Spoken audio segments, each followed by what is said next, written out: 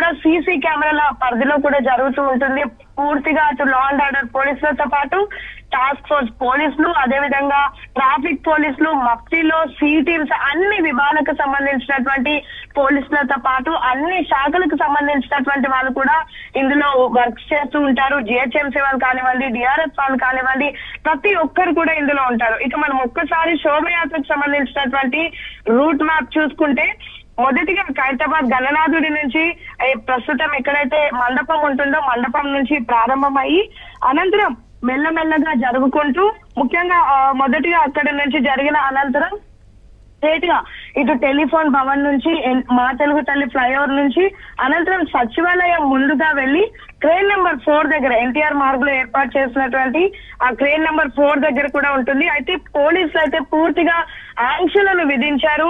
ఎటువంటి అవాంఛనీయ సంఘటనలు జరగకుండా అన్ని ఏర్పాట్లు చేశారు. ముఖ్యంగా లా అండ్ ఆర్డర్ దెబ్బతినే విధంగా ఎవరు ప్రవర్తించినా సరే వెంటనే వారి పైన యాక్షన్ తీసుకుంటామంటూ కూడా ఇప్పటికే చెప్పడం జరిగింది. ఇక 17, 18 తారీఖులో పూర్తిగా ట్రాఫిక్ కూడా ఎక్కడికక్కడ డైవర్షన్ ఏర్పాటు చేశారు. ఎందుకంటే ఖైరతాబాద్ గణనాథుని ఆ శోభయాత్ర కానివ్వండి, నిమజ్జనానికి చూడడానికి వివిధ జిల్లాల నుంచి లక్షల సంఖ్యలో పబ్లిక్ వస్తూ ఉంటారు.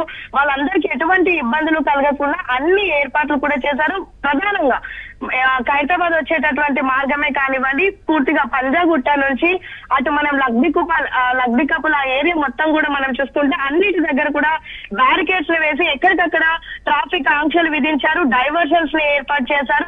కేవలం ఖైరతాబాద్ గణనాథుడు వెళ్లేటటువంటి ట్రైన్ తప్ప మరొక వాహనానికి కూడా అనుమతి ఉండదు. ఇన్ కేస్ విఐపీస్ వచ్చినా, సెలబ్రిటీస్ వచ్చినా సరే వాళ్ళు కూడా శోభయాత్రలో వెహికల్ తో పార్టిసిపేట్ చేయడానికి ఉండదు, కాలినడకని రావాల్సి ఉంటుంది. ఇక 2 రోజుల పాటు కూడా రాష్ట్ర వ్యాప్తంగా బైల్స్ బంద్ కూడా ఉంటుంది. అదేవిధంగా ముఖ్యంగా మనం చూసుకుంటే ఎవరైతే పార్కింగ్ వచ్చేటటువంటి వాళ్ళందరికీ ఒక వైపుతో పాటు, అంటే ఒక్కొక్క వైపు నుంచి, అంటే ఖైరతాబాద్ నుంచి వచ్చేటటువంటి వాళ్ళకి ఒక వే, అటు మన లగ్బికపుల్ నుంచి వచ్చేటటువంటి వారికి ఒక ప్లేస్ ని కూడా ఇవ్వడం జరిగింది. ఇక లక్ష్మీ దుర్గ ఈసారి అంటే ఒక్కొక్క అడుగు పెంచుకుంటూ ఖైరతాబాద్ గణనాథుడిని విగ్రహం కూడా ఒక్కొక్క అడుగు పెంచుకుంటూ వచ్చారు. ఒక్కొక్క ఇయర్ పెరుగుతూ ఉంటే ఒక్కొక్క అడుగు పెరుగుకుంటూ వచ్చింది. ఈసారి మాత్రం 70 అడుగుల శ్రీ సప్తముఖ మహాశక్తి గణపతిగా కూడా పబ్లిక్ అటు గణనాథుడు దర్శనమిస్తున్నాడు. ముఖ్యంగా ఈసారి 70 సంవత్సరాలు ఖైరతాబాద్ ఉత్సవ కమిటీ గణపతిని ఏర్పాటు చేసి 70 సంవత్సరాలు అయినటువంటి నేపథ్యంలో 70 అడుగులు ఉన్నటువంటి అతి భారీ గణనాథుడిని మట్టి రూపంలో ఈసారి భక్తుల కోసం వాళ్ళు ఏర్పాటు చేశారు. అయితే అన్ని కూడా 7 నంబర్ వచ్చే విధంగా ఈసారి ఏర్పాటు చేశారు. గణనాథుడి ముఖాలు కూడా 7 రూపాలు ఉండే విధంగా, అనంతరం గణనాథుడి మీద ఆ పడగలో ఉండేటటువంటి సర్పంకి కూడా 7 తలలు ఉండే విధంగా చూసుకున్నారు. ఇక గణనాథుడికి కుడివైపు బ్రహ్మ, విష్ణు, మహేశ్వరుడితో పాటు ఎడమ వైపు లక్ష్మీ, పార్వతి, సరస్వతిని ఏర్పాటు చేశారు. ఇక 70 అడుగుల మట్టి గణపతి 11 రోజుల పాటు కూడా అనేక విధాలుగా పూజ అందుకున్నారు. ఈసారి మనం చూసుకుంటే ఇంకా ప్రత్యేకత ఏంటంటే, గణపతి పెట్టిన రోజు అంటే వినాయక చవితి నుంచి ఈ రోజు వరకు 11 రోజుల పాటు వచ్చినటువంటి హుండీ ఆదాయం మొత్తం రికార్డ్ ని బ్రేక్ చేసిందని చెప్పుకోవచ్చు. 70 లక్షల హుండీ ఆదాయం ఈసారి రావడం ఖైరతాబాద్ చరిత్రలోనే మొట్టమొదటిసారి. పూర్తిగా అటు హుండీలో వేసినటువంటి వాళ్ళ అమౌంట్ మాత్రమే ఇది 70 లక్షలు.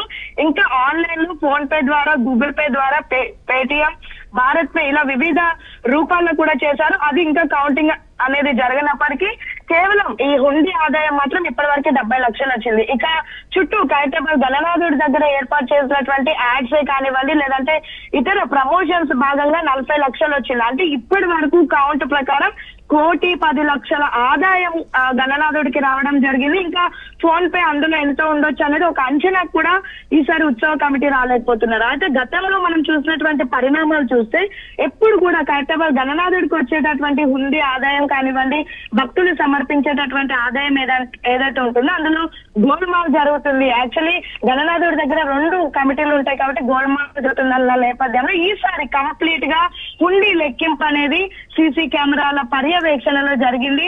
ఇక 11 రోజుల పాటు కూడా వచ్చినటువంటి విఐపీస్ కానివ్వండి, భక్తులు కానివ్వండి, గత సంవత్సరం మనం చూసుకుంటే 2023లో గణనాథుడికి 69 అడుగులు ఉన్నటువంటి గణనాథుడిని దాదాపు 20 లక్షల మంది భక్తులు దర్శనం చేసుకున్నారు. ఈసారి మాత్రం దాదాపు 30 లక్షల మంది భక్తులు దర్శనం చేసుకున్నారు అనే ఆలోచనలో కూడా ఇప్పటికే ఉత్సవ కమిటీ ఉంది. ఇక 11 రోజుల పాటు అనేక మంది విఐపీలు అటు ప్రస్తుతం తెలంగాణ రాష్ట్రంలో ఏర్పడినటువంటి కొత్త ప్రభుత్వానికి సంబంధించిన మంత్రులే కానివ్వండి, ఆ పార్టీ ఈ పార్టీ అని కాదు, బీఆర్ఎస్, బీజేపీ, కాంగ్రెస్ అన్ని పార్టీలకు సంబంధించినటువంటి లీడర్లు వచ్చి దర్శనం చేసుకున్నారు, విఐపీలు వచ్చి దర్శనం చేసుకున్నారు. ఇక ఈ రోజు ఇంతగానం పూజలు అందుకున్నటువంటి ఖైరతాబాద్ గణనాథుడు మరి కాసేపట్లో గంగవడికి చేరుకొనున్నారు. ఇక 6-15 నుండి ప్రాసెస్ అంతా జరుగుతుంది. మెయిన్ లక్ష్మీదుర్గ ఇక్కడ మనం చూసుకుంటే ఖైరతాబాద్ గణనాథుడిని తరలించడం ఎంత పెద్ద టాస్క్, ఖైరతాబాద్ గణనాథుడిని ట్రైన్ లో ఎక్కించడం కూడా ప్రస్తుతం అంతే పెద్ద టాస్క్. ఎందుకంటే భారీ గణనాథుడికి అతి పెద్ద క్రేన్ సహాయంతో పూర్తిగా వెల్డింగ్ పనులు చేయాల్సి ఉంటుంది. యాక్చువల్లీ ఖైరతాబాద్ గణనాథుడితో పాటు ఈసారి ప్రత్యేకంగా కుడి వైపున అటు లక్ష్మీ పార్వతుల కళ్యాణం, ఎడమ వైపున కుడివైపున శ్రీనివాస కళ్యాణం, ఎడమ వైపున అటు శివపార్వతుల కళ్యాణాన్ని ఏర్పాటు చేశారు. మరొక వైపు ఈసారి మన అయోధ్య ప్రత్యేకంగా నిలిచింది. అయోధ్యలో బాలరాముడు ఎంత ప్రత్యేకంగా నిలిచారో ప్రతి ఒక్కరికి తెలిసింది. ఈసారి అయోధ్యలో బాలరాముడు ఏ రూపంలో ఉన్నాడో అదే రూపాన్ని ఖైరతాబాద్ గణనాథుడికి కుడి వైపున పెట్టడం జరిగింది. అనంతరం ఎడమ వైపున అటు సూర్యుడు చంద్రుడు పెట్టడం జరిగింది. అయితే మొదటిగా ఏం చేస్తారంటే ఒక్కసారి అక్కడికి ఆల్రెడీ ఇప్పటికే క్రెయిన్స్ రావడం, వెల్డింగ్ పనులు జరగడం, చుట్టూ ఉన్నటువంటి ఏదైతే ఆబ్లిగేషన్స్ యాడ్ కి సంబంధించినటువంటి పోస్టర్స్ కానివ్వండి, మిగతా ఇతర ఎక్స్ట్రా మెటీరియల్ ఏదైతే ఉంటుందో అదంతా కూడా ఇప్పటికే మొత్తం కూడా తొలగించారు. కేవలం ప్రస్తుతం ఖైరతాబాద్ గణనాథుడు అదేవిధంగా మిగతా విగ్రహాలు ఉన్నాయి. ఇక మొదటిగా ఖైరతాబాద్ గణనాథుడి దగ్గర ఉన్నటువంటి ఏదైతే బాలరాముడు కానివ్వండి, అనంతరం సూర్యచంద్రుడు ఆ విగ్రహాలని తొలగిస్తారు.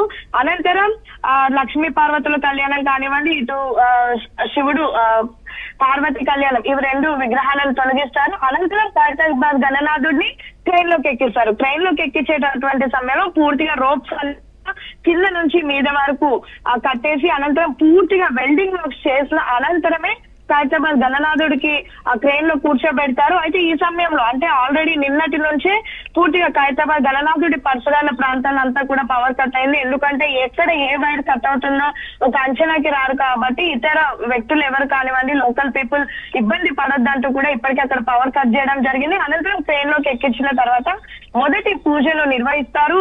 కొబ్బరికాయలు కొట్టడం, దిష్టి తీయడం అన్ని జరిగిన అనంతరం ఖైరతాబాద్ గణనాథుడి శోభయాత్ర ప్రారంభమవుతుంది. ఇక ఈ శోభయాత్ర గురించి మనం చెప్పుకుంటే పూర్తిగా భాగ్యనగర ఉత్సవ కమిటీకి సంబంధించినటువంటి వాళ్ళంతా పార్టిసిపేట్ చేస్తారు. కేవలం వారు మాత్రమే కాదు, 2 తెలుగు రాష్ట్రాల నుంచి వచ్చినటువంటి తెలుగు వారితో పాటు దేశ వ్యాప్తంగా వచ్చినటువంటి భక్తులందరూ పార్టిసిపేట్ చేస్తారు. గణనాథుడి కదలాలంటే సెకండ్ అడుగు మాత్రమే కదులుతుంది. మిగతా వెహికల్స్ లాగా స్పీడ్ గా వెళ్ళిపోవడానికి ఉండదు. అడుగు వేసుకుంటూ వెళ్ళాలి. యాక్చువల్లీ మీరు చూడండి, ఖైరతాబాద్ గణనాథుడికి ట్యాంక్ బండికి మనకి ఎక్కువ దూరం కనిపించదు, కానీ కేవలం ఈ రూట్ ని కవర్ చేయడానికి గతంలో మనం చూస్తే ఈ రోజు ఖైరతాబాద్ గణనాథుడి మూవ్మెంట్ ఉంటే రేపు నిమజ్జనం జరగడం లేదా ఎల్లుండి ఉదయం జరగడం ఇలా జరిగేది. కానీ ప్రస్తుతం ఉన్నటువంటి కమిషనర్ సివి ఆనందే కానివ్వండి, అదేవిధంగా కొత్తగా ఏర్పడినటువంటి డీజీపీ కానివ్వండి, మిగతా కంప్లీట్ గా ఇప్పుడు వచ్చినటువంటి టెక్నాలజీని వేస్ట్ చేసుకొని పూర్తిగా ఎటువంటి ఇబ్బందులు జరగకుండా, ముఖ్యంగా లేట్ జరగకుండా ఏ రోజైతే ఖైరతాబాద్ గణనాథుడిని మూవ్మెంట్ ఉంటుందో ఆ రోజే నిమజ్జనం అయ్యే విధంగా కూడా గత కొన్నేళ్ల నుంచి కూడా ఈ ప్రాసెస్ చేస్తున్నారు. సో ఈ రోజు మాత్రం ఎట్టి పరిస్థితుల్లో 2 గంటల వరకు ఖైరతాబాద్ గణనాథుడు గణనాథుడి తల్లి ఒడి గంగ ఒడికైతే చేరుకొని ఉన్నాడు.